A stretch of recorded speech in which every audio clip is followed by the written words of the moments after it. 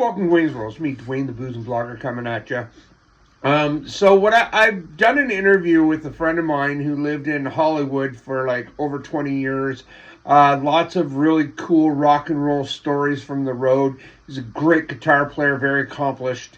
And we did an interview on the last Saturday, and it's really, really long. So I'm going to dedicate the next 3 to 4 weeks on Tuesdays, where I will do the entire interview. Check it out. The debauchery is there. There's fun. It's funny. Great stories about great bands and some really, really good guitar. So, yeah.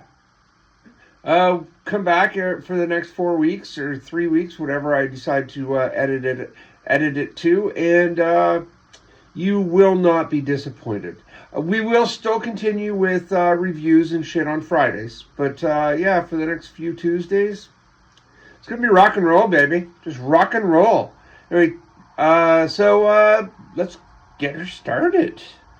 Hey, welcome to Wayne's World. It's me, Dwayne, the booze and blogger, coming at you with my friend from like ever, Christopher Young, or as I call him, Chris, one of the best guitar players I know, and just a genuine great guy. Played in LA, like we grew up together, and yeah, he's just amazing guy, and we're gonna have some conversation. He's gonna play some guitar. And yeah, so let's get her started. Say hi, Chris. How you doing? There you go. All right. Rock and roll. All right. So you left Smiths Falls to go to LA. I did. In when? 1990. 1990. Yep. Just as the heavy metal crash was coming and they were moving into grunge. Yeah, there was still a few years left in the metal scene before things got turned on its head. But 1990 is when I head down there, and it was still in full swing. It would eventually turn around, but when I got there, it was on fire. Yeah. It was on fire, for sure. And like, I mean, Chris grew up in the exact same small town as I did.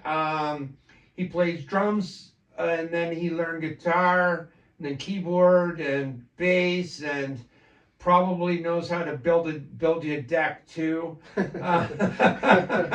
But yes, he was like one of the guys that made it out, and he's just followed his dream. And this is the coolest thing about musicians like Chris, is that he just followed his dream. Just your dream was to be a rock star, or at least a rock and roll guitar player. Yeah, or something along the way, you know. Even if it wasn't, the big mansion and sports cars, if I could get even part way there, that's all I wanted. Yeah, and like you lived in shitholes, going to school, and absolutely, and just did your job. But he's got so many cool stories from living in LA. Like I mean, we've been talking all afternoon because we haven't technically hung out in like 40 years. And I used to stop by when he was working at Rideau River Music in Smiths Falls on weekends, and I stopped by there. And so I asked him, I love Bret Michaels. Absolutely love Bret Michaels. He seems like such a great guy, easygoing. I've never seen a bad video of him, but Chris met him multiple times. Yeah. As a matter of fact, Brett and the rest of the guys in Poison, we shared a studio. We shared a rehearsal studio in a place called Tahunga, which is just outside of LA. And we shared a studio. When they were done playing, we came in, or when we were done playing, they came in, and got to meet all the guys in the band. Super cool. Bret Michaels couldn't be a nicer guy, really down to earth. Had many a chat with him. The other guys in the band were great too, CC and Ricky Rocket, who's a really cool guy. We used to sit out in the parking lot, and he had this Hummer that was tricked out with like major sound system. We used to sit in the parking lot and shoot the shit and listen to music. But yeah, great band, great guys. And like LA was filled with guys like that. Oh, absolutely. Like you were saying, yeah, you were saying that most musicians were actually pretty cool. Yeah. Unlike in Ottawa, where I found that musicians hate musicians. Yeah.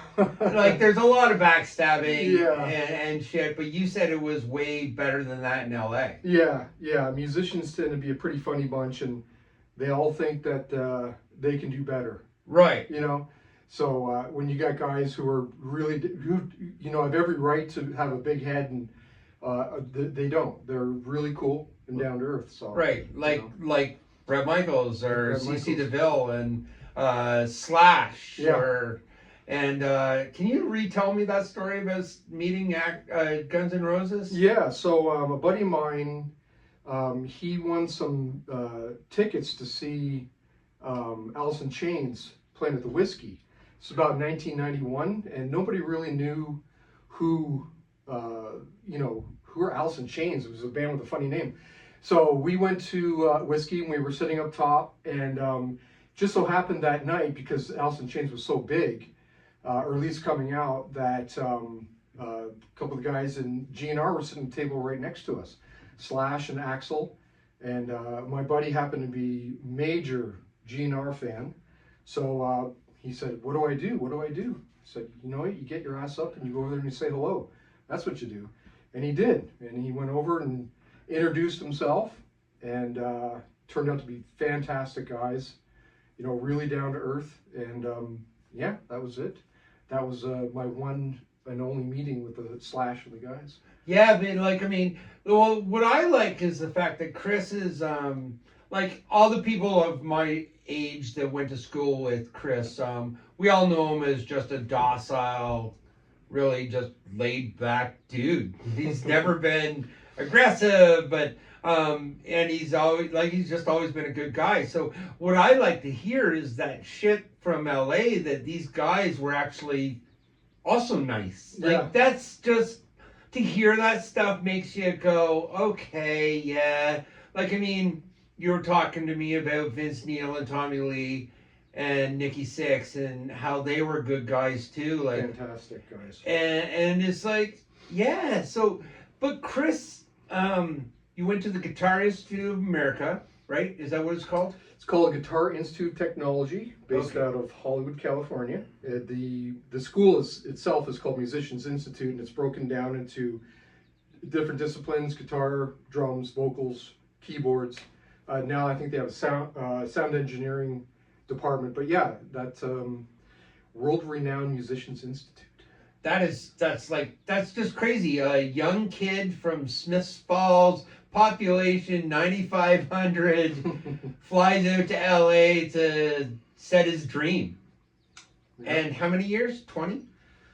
Oh God, it was 1990 when I went down there. So it's been a few years, man. I can't do the math, but it's been a long time. Okay, yeah. It's like, but yeah, and when it was funny because when Chris left, there was always crazy stories about Chris. One of the funniest ones was, well, not funny, because I could actually believe it's probably funny. No, yeah, it's funny, but I can believe it. Like, one of them was you auditioned for the Chili Peppers. Yeah, that never happened. That never happened, but he did live next door to Chad Smith, the drummer for the Chili Peppers. Right, which is probably where that story came from. I just moved into this place, and Chad Smith was my next door neighbor, and I was out shooting the shit with them one day, and they happened to be auditioning for guitar players at the time. Not that I would ever audition for the Chili Peppers, nor was that my style of music, but he said, "Yeah, we're looking for somebody." So somehow that got translated into that I auditioned for him. I didn't, but I did know Chad, so there's that. Which is there's a partial truth to it. Yeah, which is really, really cool. Yeah. And Chad Smith's a pretty cool dude. Oh, totally cool. Like you see every interview I've ever seen with him, his drum off with Will Ferrell, he just looks like just a cool dude. Yeah. Oh yeah. No. So many of these guys are just down to earth and just regular dudes like us. They just happen to make pretty amazing music, and they're. But you make pretty amazing music too. Done some things. His band Overture. To me, they're like a cross between Dream Theater and Rush. It's like prog rock. Absolutely amazing. Check him out on YouTube and stuff because I've been listening every time Chris does a new album. I go check it out and it just blows me away. And it's done unlike back then. Y'all don't have to be in the same studio. That's true. That's true.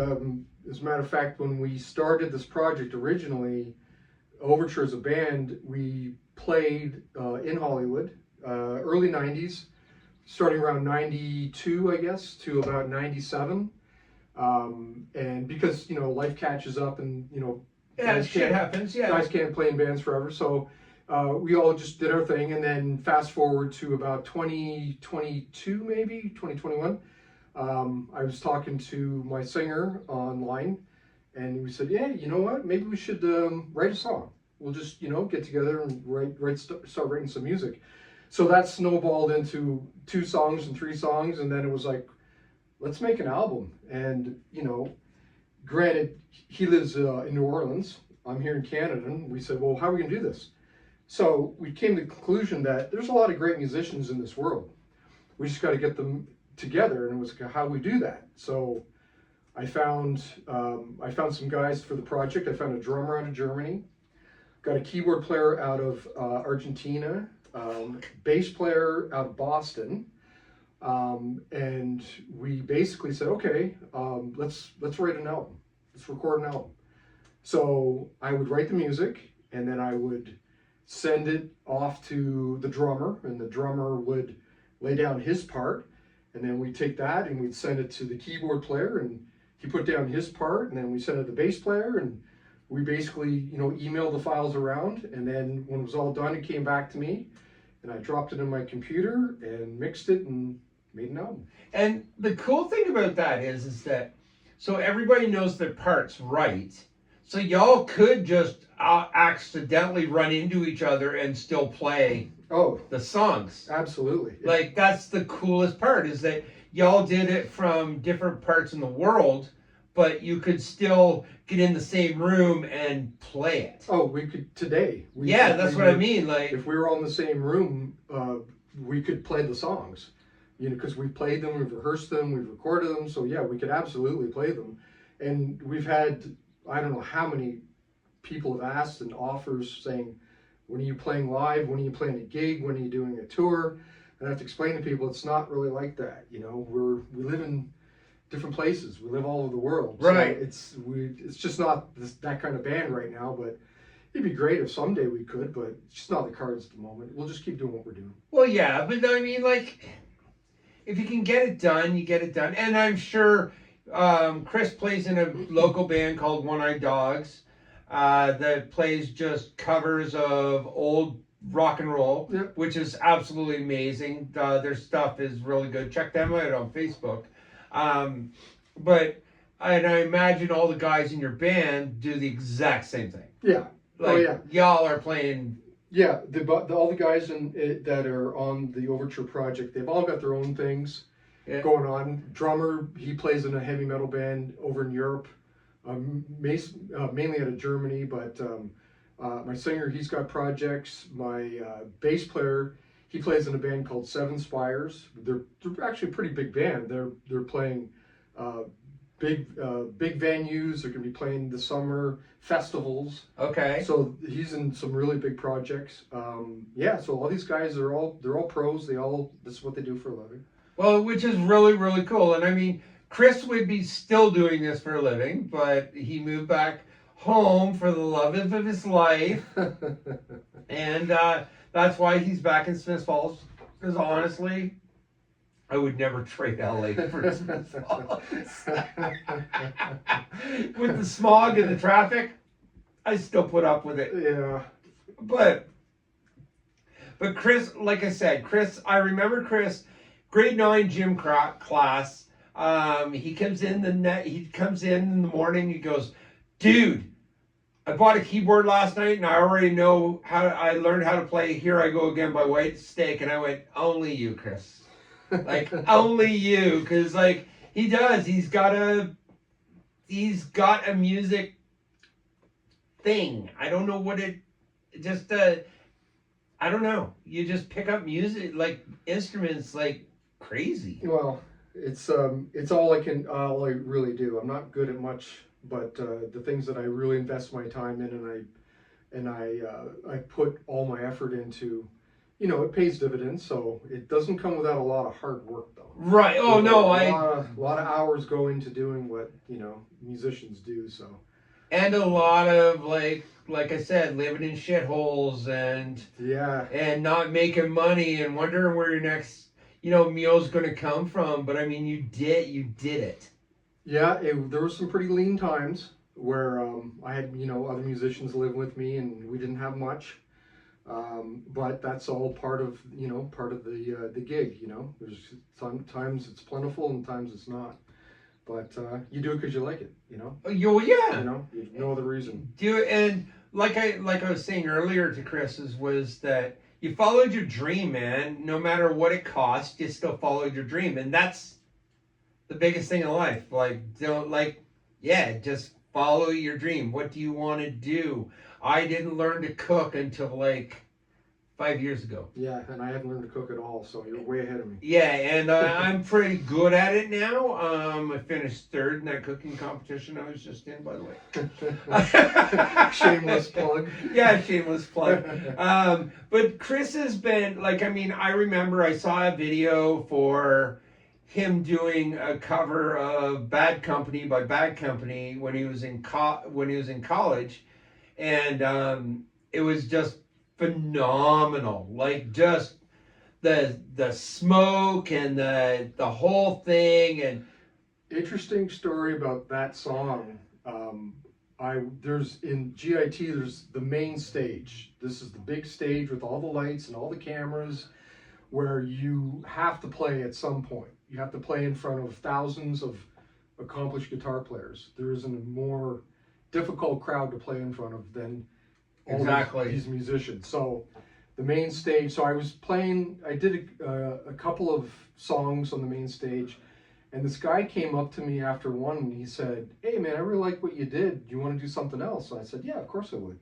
He said he was auditioning as a lead singer for a movie. There was some major movie and they needed a rock singer, and he had the look. He had the hair, the leather jacket, the presence, good looking dude.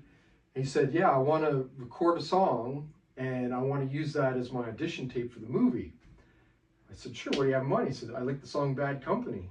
So let's learn it. So a couple rehearsals, got on the stage, recorded it, and he sent it off. I don't know how he made out with the movie, if you got the role or not, but that was the reason behind that. That to me, that's my favorite Bad Company song. Right. Actually, it really is. Well, that's synonymous with that band. Yes, that and not just the name, but that and Shooting Star. Yeah. My two absolute favorite songs by that band.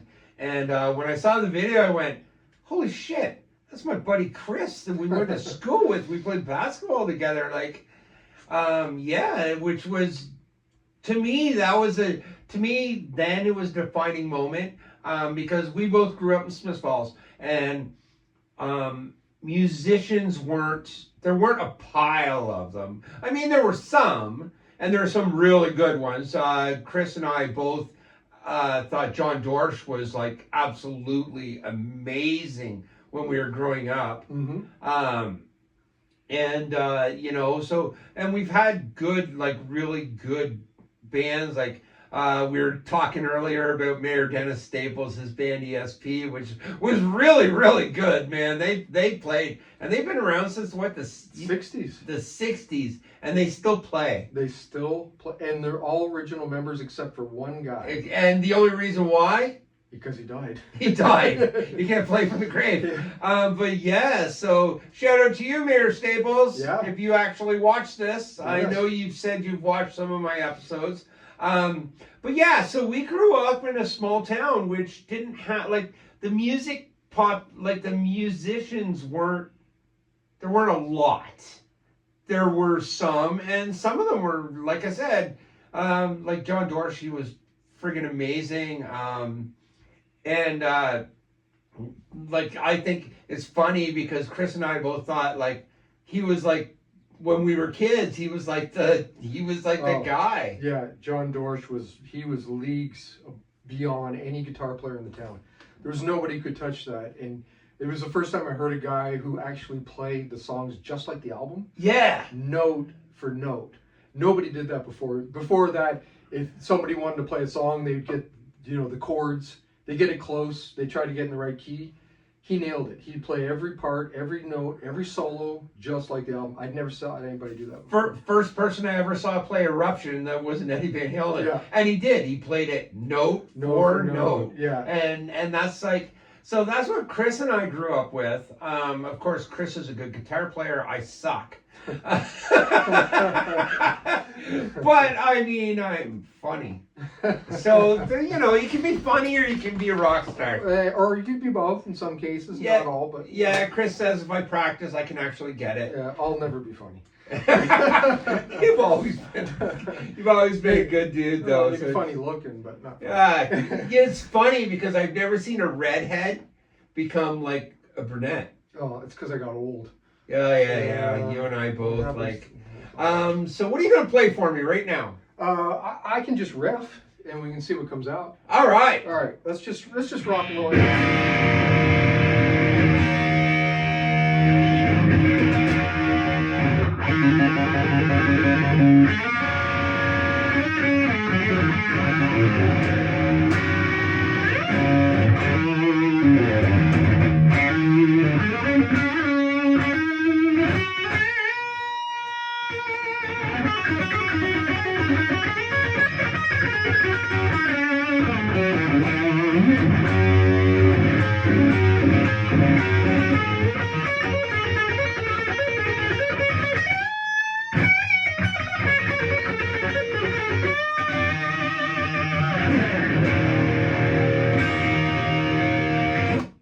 Holy crap!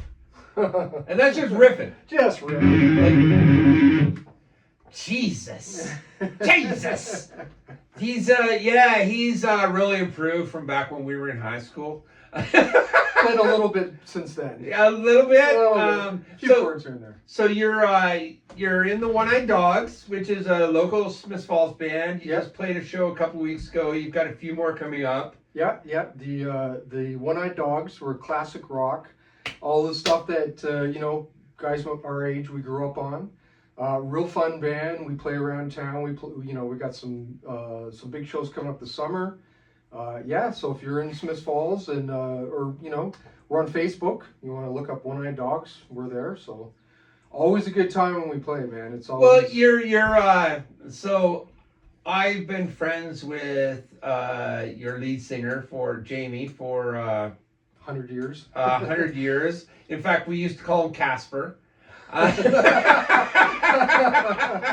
don't know if he liked it. I don't know, but he was the chirpiest little shit on our baseball team. Not much has changed. No, he's still chirpy. But every time I run into Jamie, it's like, oh my God, this guy is still the same as he was as a kid. Like, he has not changed since he was a kid. And I can't remember the last time I ran into him, but it's like, and I called him Casper, and he kind of side.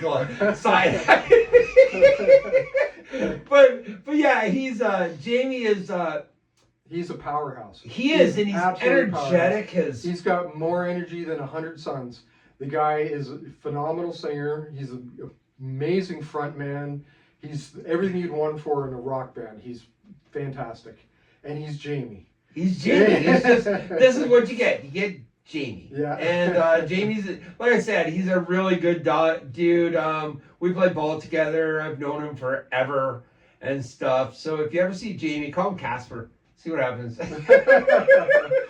But yeah, he was the chirpiest fucking guy on our team. Like, chirping the other players like crazy. It was awesome. I always loved playing ball with him. And then I coached his brother, Jock, too. I love this revival of all these musicians from Smiths Falls getting together and doing like the old classics. Yeah, that's what we grew up on. So and you see a lot of the bands that when you go to clubs these days, the best bands that you see are usually playing songs from our era. Yes. Whether it's the 60s, 70s, 80s, generally you see bands that are, they're locked into those songs. That's the stuff we grew up on, and there's a reason bands still play that today, because it's great music. Oh God, yes. Yeah. I like. Well, you listen to it on hockey games. Yeah. How many times do you hear AC/DC or whatever at between puck drops? And we literally, I believe, you can doubt me if you want, but I believe we grew up in the greatest generation of music ever. Oh, absolutely. And people who are our age, even younger people, they listen to our generation music. Yeah. Young kids, they prefer to listen to Queen instead of Taylor Swift. Yeah. Yeah. So it says something. Yeah, I would rather listen to the 80s because it was happy. And it was well written music too. Oh, it's well written, but it was written by actual musicians, and back then they had to play the part. Exactly. They had to sing the part. There was no today anything. There's no auto tune. Everything can be fixed on a computer. Oh fuck yeah! Everything can be done, and I'm guilty of it because I've done it myself. I've gone back and done multiple takes of stuff that I couldn't do on the first take, which you have the luxury of doing now. Back in the day, they didn't have that luxury. They had to nail it. And matter of fact, you go back as far as, say, the Beatles, it was 4 guys staying in a room with 1 or 2 microphones hanging in the middle, ready, set, go. Yes. And that's the music we're still listening to today. We are, and it blows me away. But like I said, my favorite part about our music in the 80s was that it was happy. Yeah. There was none of this doom and gloom. Well, unless you listen to Black Sabbath, which we did all the time. Yeah. But there was no. But Black Sabbath wasn't really. It was dark, but it wasn't. It wasn't like evil. It wasn't satanic as much. It wasn't Jeremy by Pearl Jam, right. Or like as they got older, as the grunge thing took over, it became more depressing. Yes. Yeah, grunge music was depressing. It was. It was depressing. It was sad, and the more bummed out you were, the cooler you were in the 90s. And I didn't get it. I didn't get it either, and it wasn't my thing. And I'm sure a lot of the people who grew up in that era, who listened to that music, and who were bummed out with that music, aren't like that now. I bet you a lot of people. There are a lot. They Yes. grew out of it and said, that was really depressing music. Yeah, well, yeah, and that's what like I said, that's what the coolest thing about 80s music. Even if you listen to 80s pop, it was just all so happy. Yeah, it was very positive music. I want candy. Come on. Yes, our music was fun. Yeah. I remember, I saw Corey Hart and Katrina and the Waves, and it was just fun.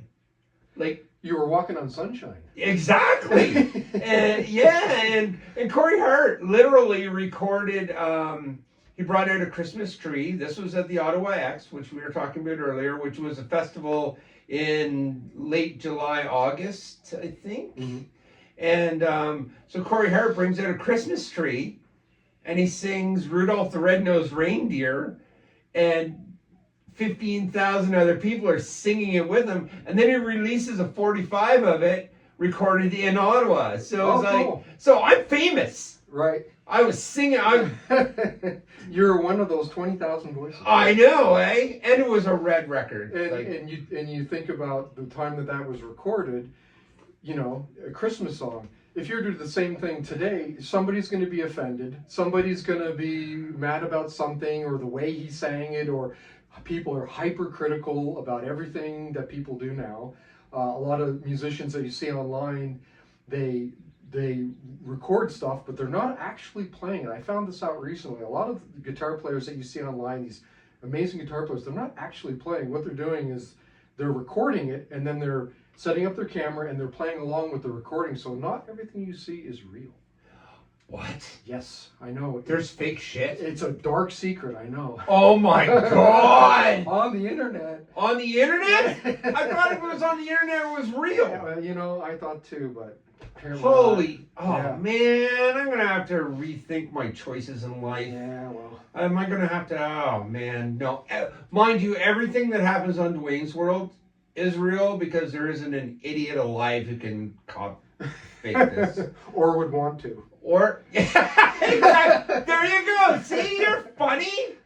It's just Is this all unscripted, by the way? This is completely unscripted. Absolutely. There's no script. We're winging it. We talked for a few hours because that's what old friends do when they meet up, and then we decided, okay, it's time to do a Dwayne's World episode. And I've wanted Chris on here forever because I did my episode with Mike Campbell, where he played the guitar most of the time, and it was just a fun thing to do. Like, I mean, musicians to me are like, even if you're not a rock star, you're a rock star. Like, you're just, if you can play like you do, you're a rock star, man. Like, oh, we're a weird bunch, we are. Oh, but you don't. Yeah, there's Hank. Yeah, Hank. The wonder dog. There you go. You go lay down though, buddy. Yeah, Hank will just run around. Hank doesn't know anything about personal space. And he smells really bad. Especially if he breathes in your face. He probably thinks the same thing about me. You never know. But anyways, yeah, so you moved back to Smiths Falls because of followed your heart. Yes, my now wife Stacy. I came home. I got married and I moved back to my hometown. I was living in Hollywood. I was living in an area called Beechwood Canyon, which is if anybody's seen the Hollywood sign, that's Beechwood Canyon. So I've been living there for 20 plus years. And about 2015, I moved back to Smiths Falls, and here I am. Started recording again, playing in bands, and ran into Dwayne here online, and finally got the chance to come out here and shoot the shit, play some guitars, have some beers, and talk rock and roll. Yeah, because that's what it is, right? Like, I mean, it's all about rock and roll. It is, man, and like, I love to surround myself with friends who, even if they're not musicians, but like the same kind of music. Like, it's so, because there's something to bond over, right? Absolutely. Like, we've talked about so many different bands today, and yeah, it's just, it's not all about being able to play. Chris doesn't hold it against me that I suck at my guitar. Well, we're going to change that. We're going to change that. Dwayne's going to get better. Yeah, we're going to start learning some songs. So, yeah, there's always time for that. I am. So while you were living in LA, you decided to get a job in IT because being a musician is... It's tough. It's tough. And I was tired of starving. I didn't like that anymore. This is why he's no longer scrawny, by the way. Yeah. I was a pretty scrawny guy back then. You were. I mean, so was I. Oh yeah, I guess we all were, right? Well, yeah. Well, yeah, I got tired of starving, and when I hit probably like my 30s, I said, you know what, maybe it's time to get a real job.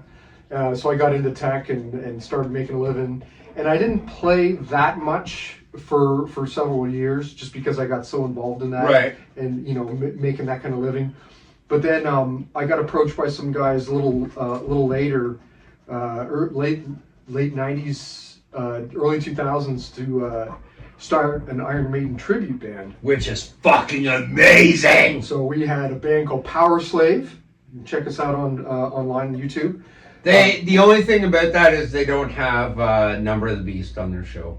Now, believe it or not, we actually did play the entire Number of the Beast album. We played. Okay, just I watched the wrong video. You watched the wrong video, but we did do the entire album like from start to finish. So yeah, it was a pretty accomplished band. We did a lot of shows, played all over LA, and during that time, cover bands were actually probably more popular than regular bands because the music scene had changed so much that people were really looking forward to the music they grew up on. They loved the Guns N' Roses and the Metallica and these bands that they listened to when they were younger. So during the 90s, because the music scene was kind of screwy. It sucked. It was sucked. Let's be honest. Yes, be honest. And then so late 90s, early 2000s, when I got approached to play in the Maiden tribute, I was like, yeah, that sounds like a great idea. You got to play Dave Murray. Your idol. I love Dave Murray. I grew up playing listening to Maiden, watching Maiden, and then actually in 1998 got to meet Dave Murray. Iron Maiden was playing at the Universal Amphitheater in Los Angeles, and a friend of the band ended up introducing us to the guys in Iron Maiden. But actually had an opportunity when they played at the Universal Amphitheater to get on stage, not to play, but to sing, of all things. Which you are not. Which I am not a singer. I am far from a singer. But they had a contest, and they brought up several fans to sing backup with the band on stage.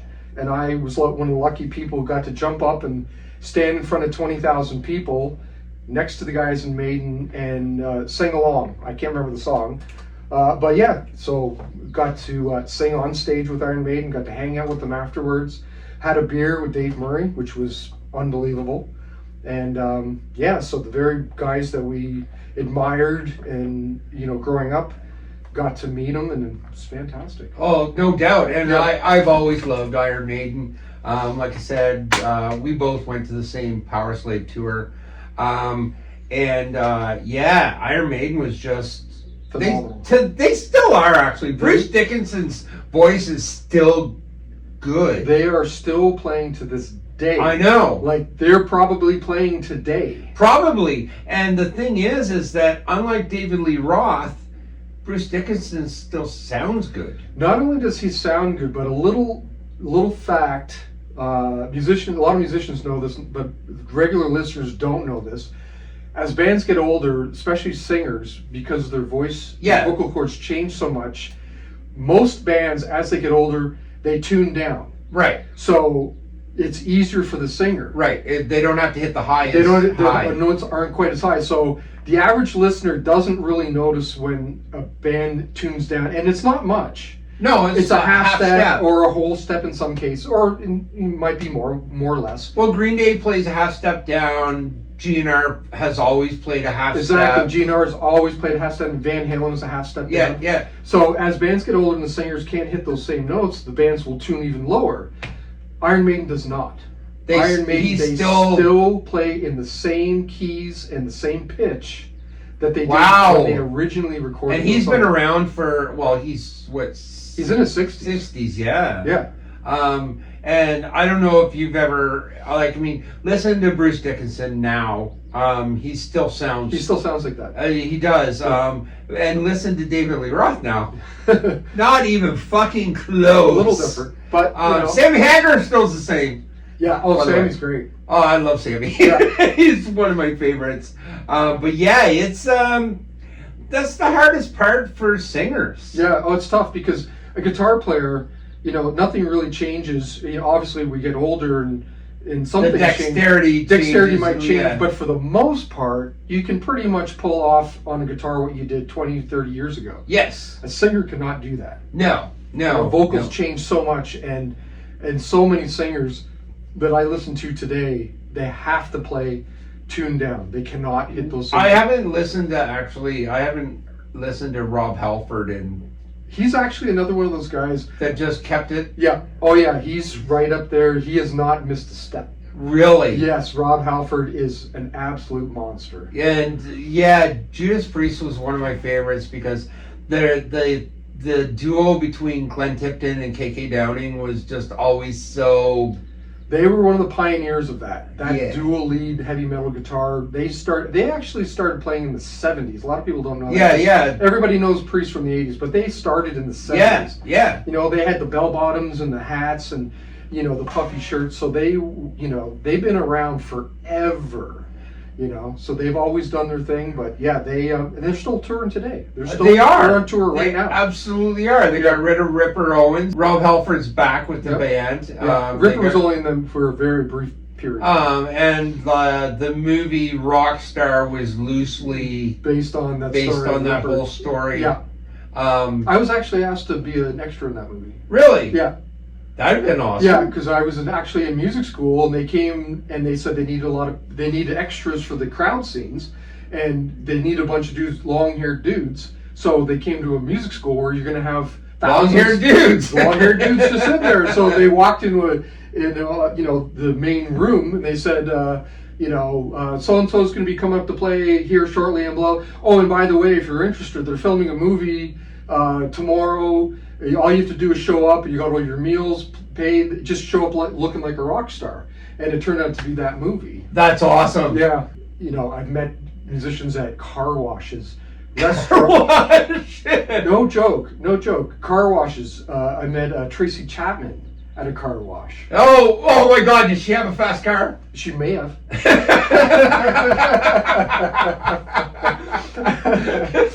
But you can meet them in the weirdest places. Restaurants, theaters, just like where you least expect it. In an elevator. I told you the story of met Lars Ulrich. Yeah. In an elevator, of all places.